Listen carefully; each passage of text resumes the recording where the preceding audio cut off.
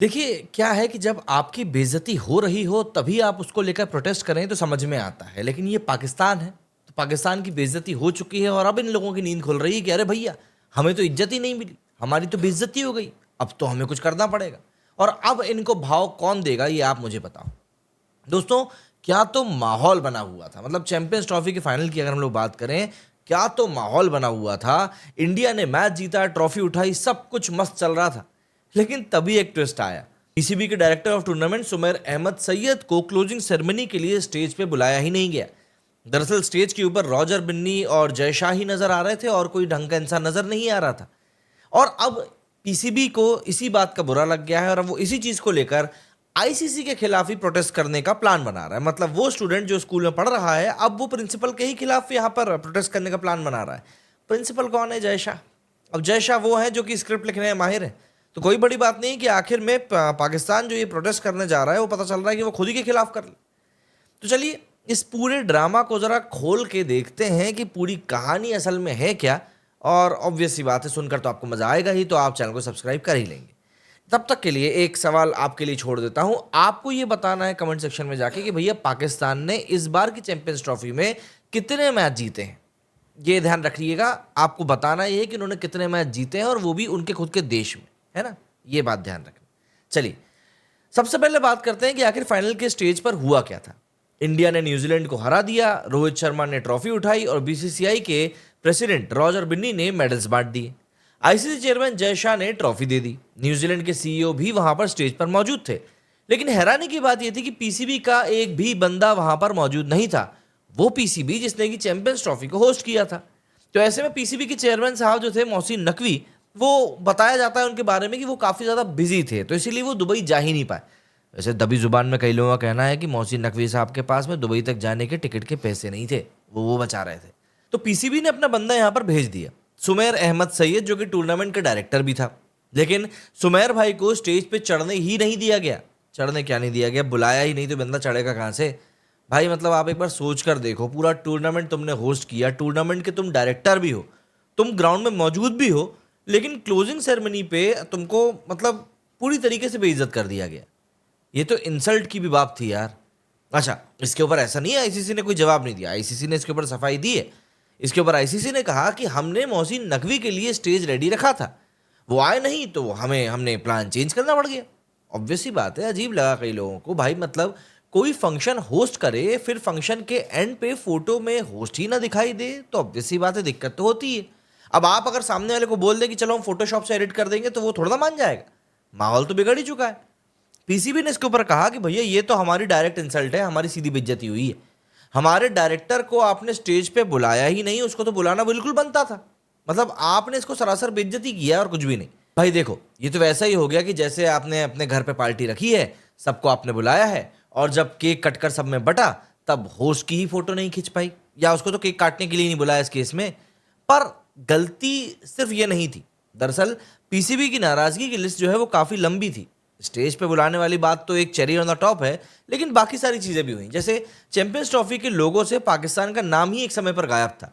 और सबसे बड़ी दिक्कत तो ये हो गई कि इंडिया वर्सेस बांग्लादेश का जो मैच हुआ था, उस टाइम पर जो टीवी पर चैंपियंस ट्रॉफी का लोगो आ रहा था, उस लोगो में पाकिस्तान का नाम नहीं था। मतलब ये तो सीरियस सी बात है, बेइज्जती की हाइट हो गई, सामने वाले को आप बिल्कुल ही बेवकूफ समझ लो। इसके ऊपर आईसीसी ने कहा कि लोगो बहुत लंबा हो रहा था, इसीलिए हमने उसे छोटा करने के लिए होस्ट नेशन का नाम ही हटा दिया।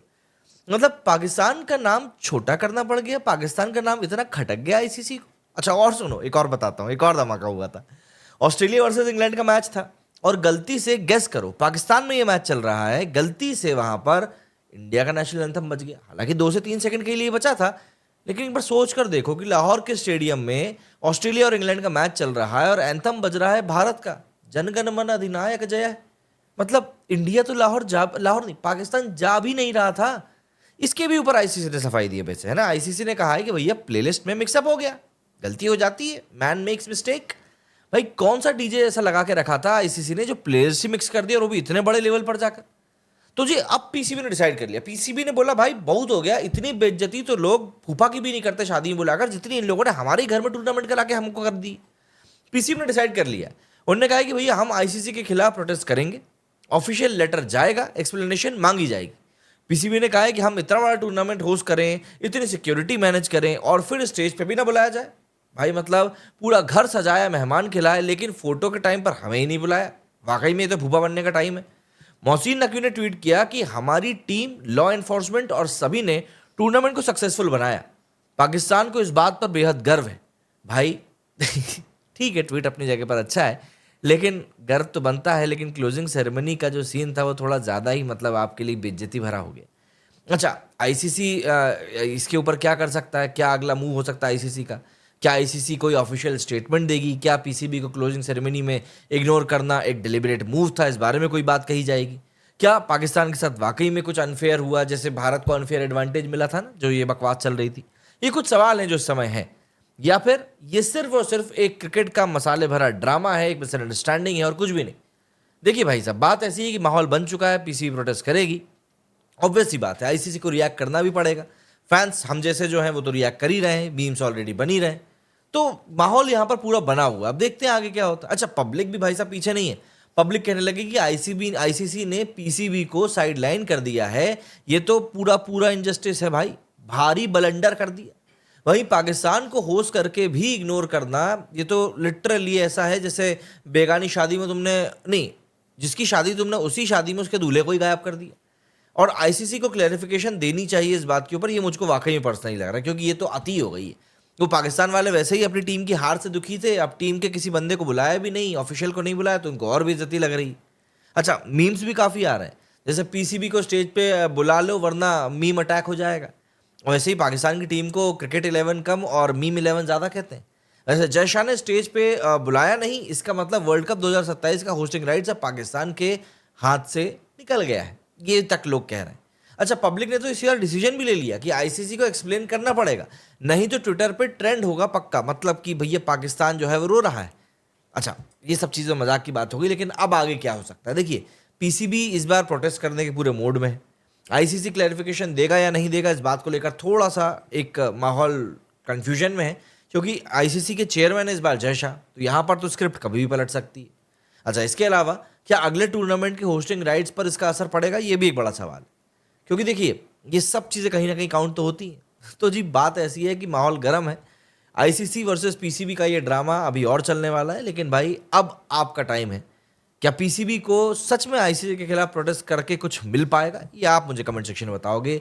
क्या आईसीसी ने जान करके पीसीबी को इग्नोर किया है, ये आप मुझे बताओगे। और क्या ये बस एक गलती थी या फिर एक स्ट्रैटेजी थी, ये भी आप मुझे बताओगे, क्योंकि मैंने इतनी देर आपको कितनी सारी चीज़ें बताई हैं, थोड़ा आप भी मुझे बता दो।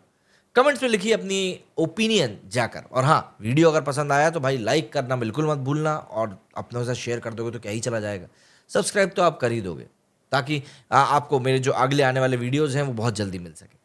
तो जी कमेंट सेक्शन में जाकर ज़रूर बताइएगा कि आपको कैसा लगा हमारा ये वीडियो। तब तक के लिए हमारे इस वीडियो में फिलहाल इतना ही, मिलते हैं अगले वीडियो में। जय हिंद।